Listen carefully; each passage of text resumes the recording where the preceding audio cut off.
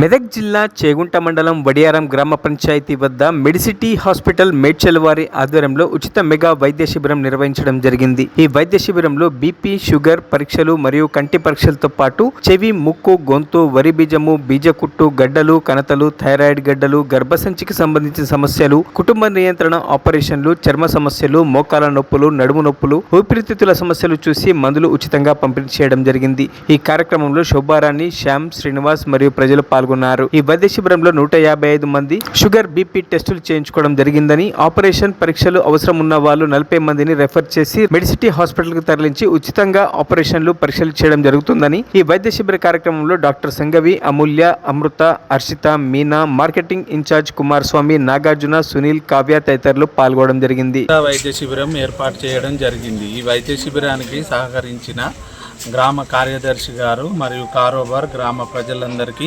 Medicity hospital తరఫున ధన్యవాదాలు తెలియజేస్తున్నాం.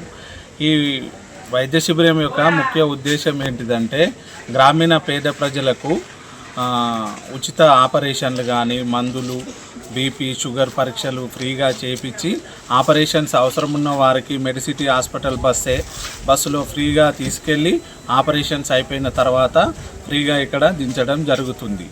ఈ కార్యక్రమం యొక్క ముఖ్య ఉద్దేశం ఏంటిదంటే గ్రామీణకు